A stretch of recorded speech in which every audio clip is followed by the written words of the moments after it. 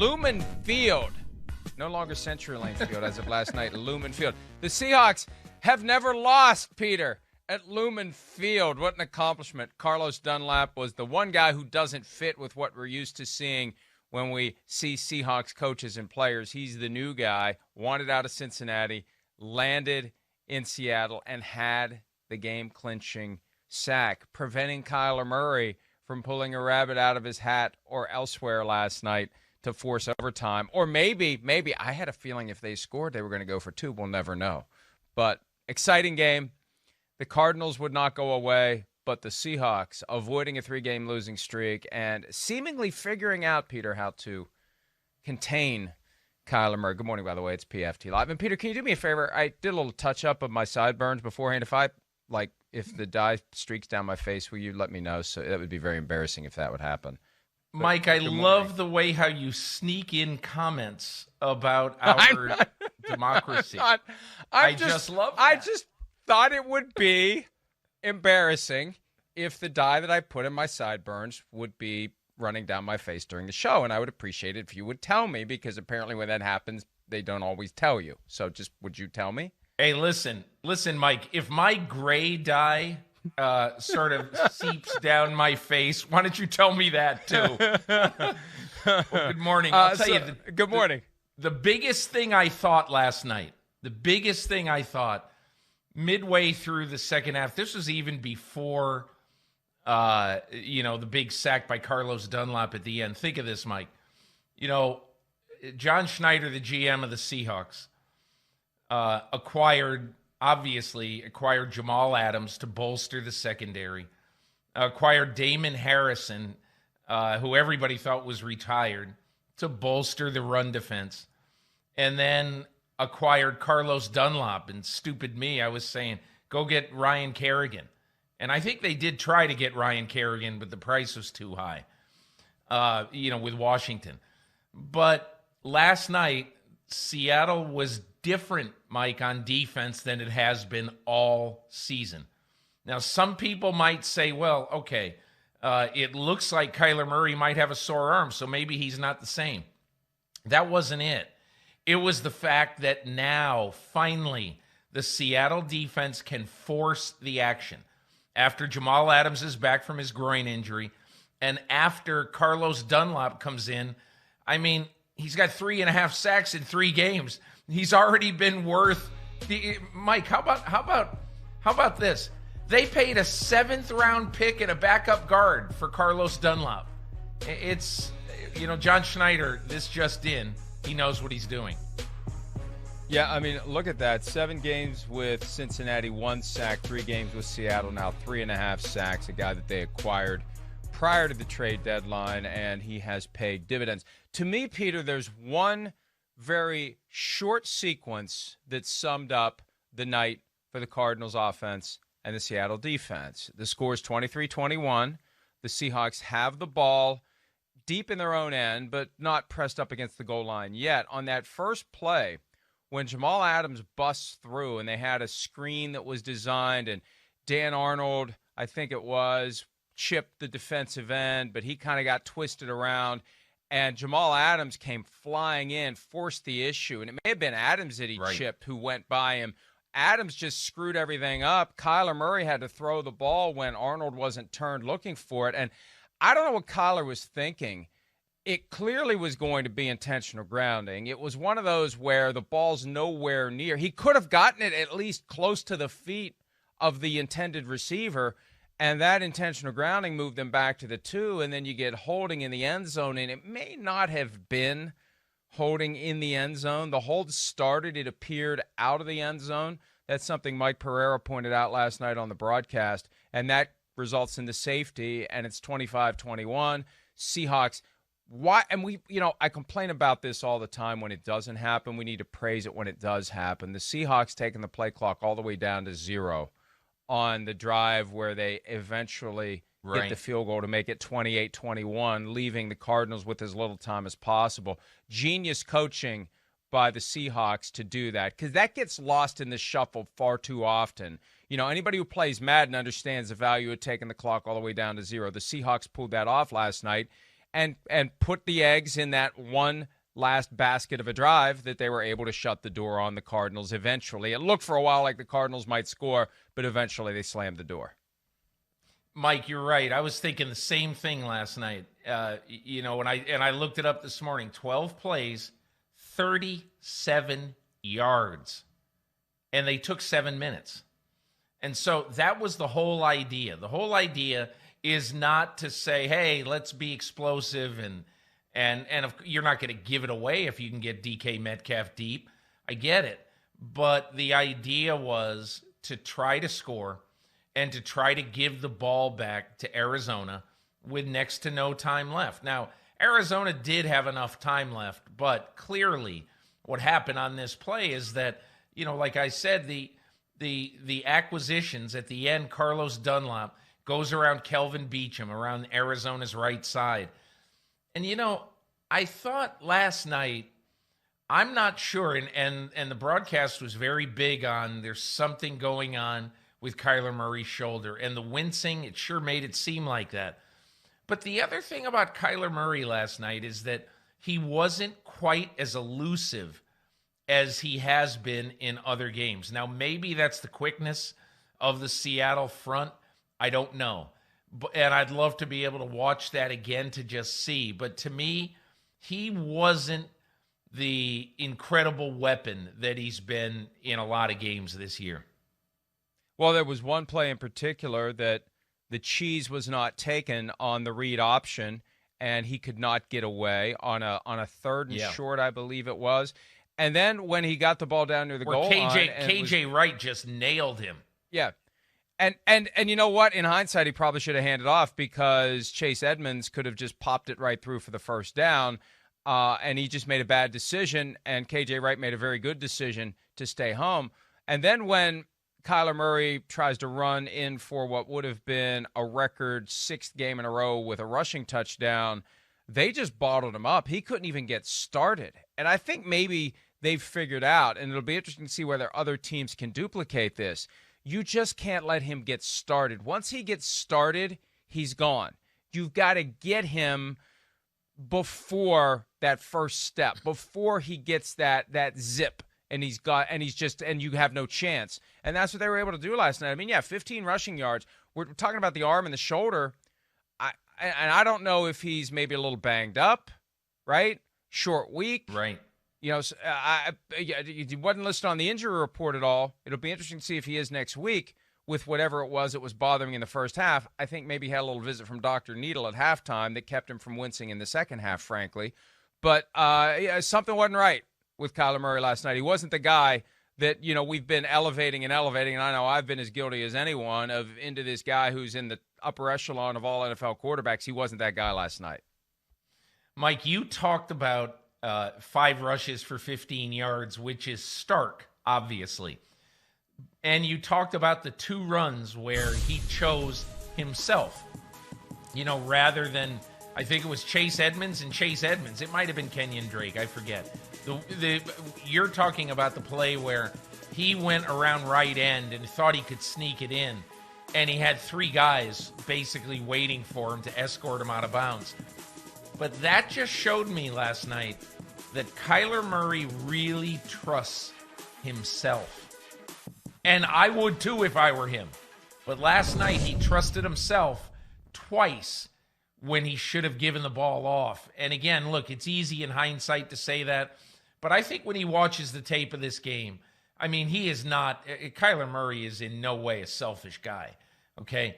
But last night he trusted himself when he should have trusted his teammates. And I'm sure that when they sit down and watch that, in the next few days or Monday or Tuesday, whenever it is, he and Cliff Kingsbury will say, I gotta give it up a little bit more, and he should have last night.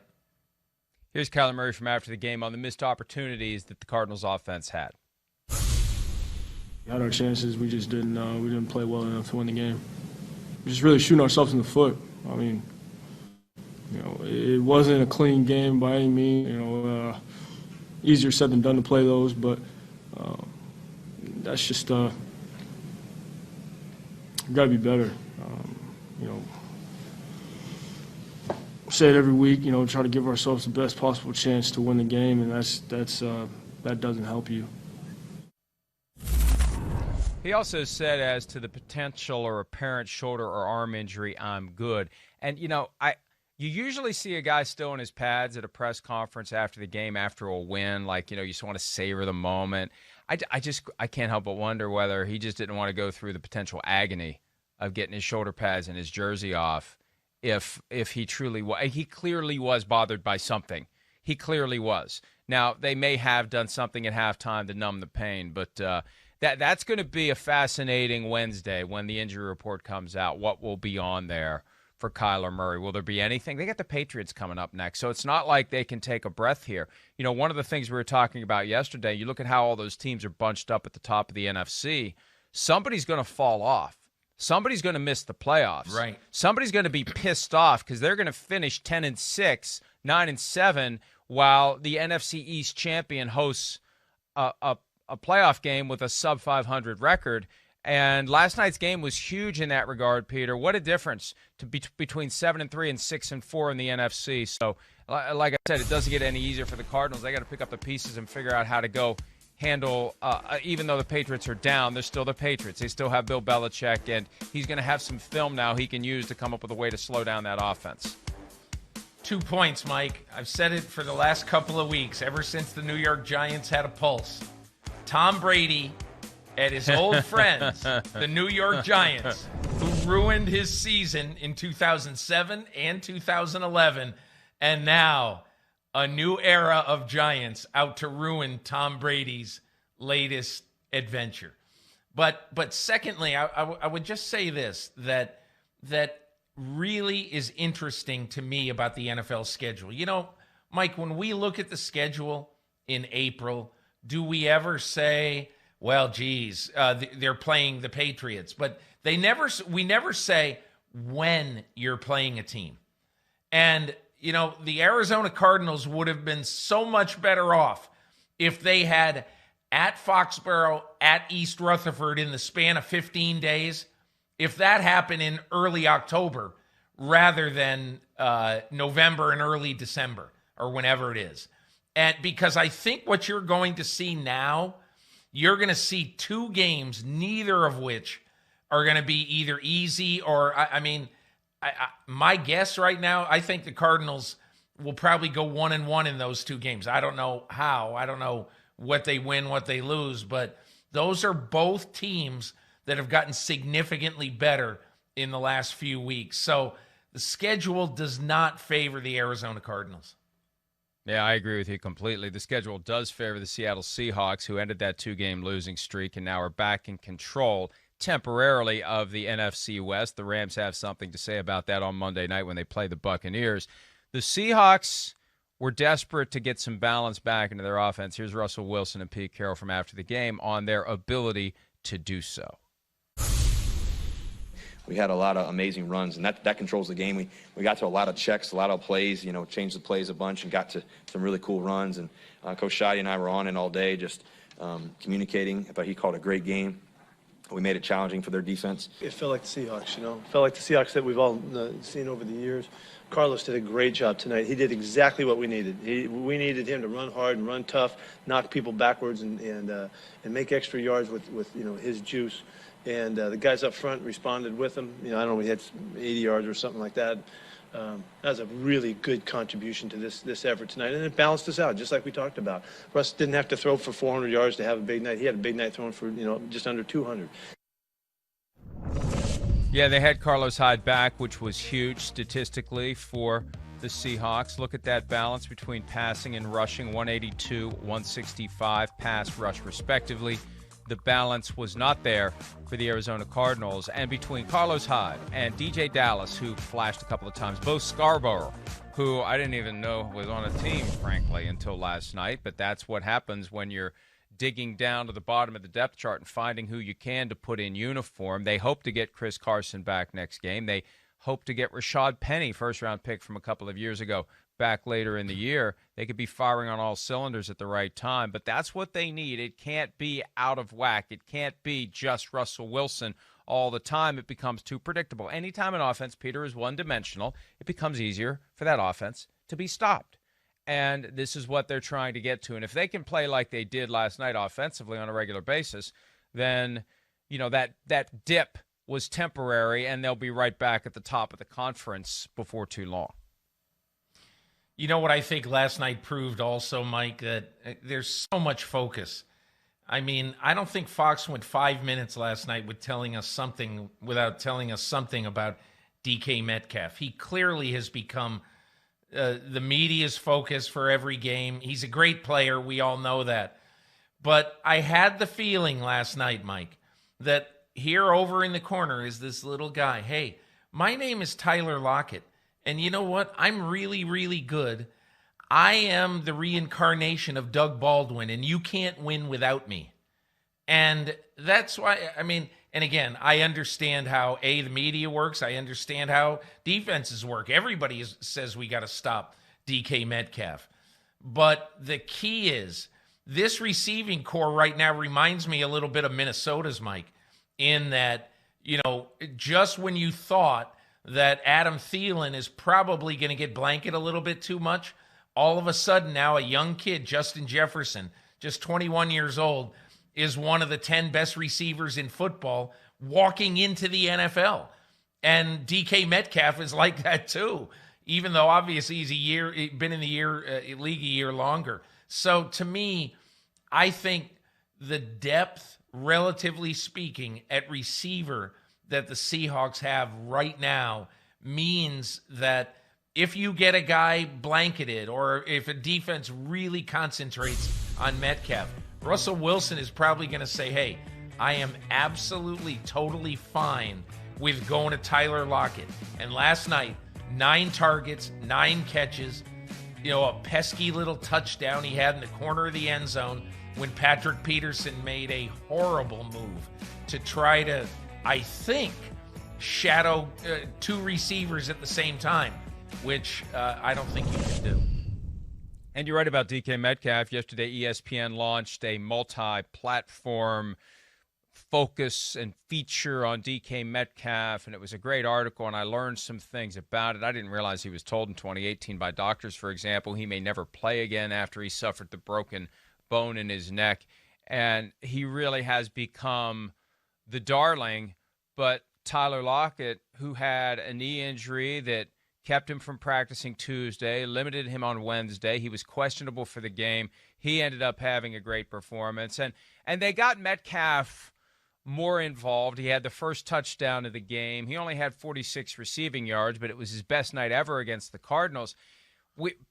Peter, Chris Sims and I have been arguing all week that Brian Schottenheimer needs to expand the playbook to just get the ball in Metcalf's hands. We only saw that once. There was a receiver screen that went nowhere because the blocking was horrible. And I hope they don't just tear that play up because they tried it once and it didn't work. I want to see receiver screens to Metcalf. I want to see jet sweeps. I want to see him lined up in the backfield, or at least pretending to go to the backfield and then rolling back away like a Tyreek Hill. This guy is a weapon, and you can't just have him run down the field and try to get open. Yeah, I think you're right, Mike. I come away from Seahawks games sometimes saying to myself, and last night, okay, Metcalf touches it 3 times. You come away saying you've got to be more imaginative to get the ball in his hands. And I'd like to see him. I think the reason why most teams maybe don't overuse the jet sweep when it looks like, remember when Percy Harvin used to run that and we used to say, oh my God, what in the world? Where did he come from? But I think that it's also, one of these things, it's almost like a punt return sometimes. Do you want to put your guy, in that sort of in harm's way that way? And so that's why I think they probably don't do enough of it. But to me, it's hard to come out of a game saying we only got DK Metcalf the ball 3 times. Greg Olsen ended up in the blue medical tent when he was unable to put any weight in his left foot. He's got a ruptured plantar fascia in his left foot. He's likely done for the year, and he's likely done for good. This was that one last year he was going to play before he enters the Fox broadcast booth. He already has a deal to do so. That's been a longstanding report from the New York Post. It was sad to see that happen, and I had a feeling as soon as he went down, and they went out of their way to not speculate. They wouldn't even say, looks like his foot's injured. It's like, guys, I know you're not supposed to give a diagnosis, but clearly it's something below the knee on one of his legs, and it's okay to acknowledge that, and it did look serious, and it is serious, and I feel bad for Greg Olsen, especially if this team really turns it around. He wanted to be part of a potential championship team. He got close a few years ago with Carolina, but it looks like he is at the end of the road, which, he's had a great long career. He was a first-round pick of the Bears back in 2007, but it feels like and it looks like this may be it, Peter. Yeah, I mean, Seattle's lucky, Mike, in my opinion anyway. You might not say that Jacob Hollister and Will Dissly are going to make anybody quake. They're not going to make any defensive coordinator quake right now. But I do think, Mike, that those guys have been with Russell Wilson now for 2+ years. And in my opinion, you at least have guys who've played in big games, who've been in your system, and you're going to be able to use. Russell Wilson's not going to shy away from going to those guys. I do feel for Olsen. Olsen's one of my favorite guys in the league. He's always reachable, always available. I remember this spring I was talking to him, and I said, "Why did you choose to go? Why did you choose to go for one more year rather than to go right to TV?" And he said, "This is a family adventure. Will we ever have an opportunity the rest of our lives to live somewhere far away from what we consider home, which is the Carolinas? And we're looking at it as a family adventure.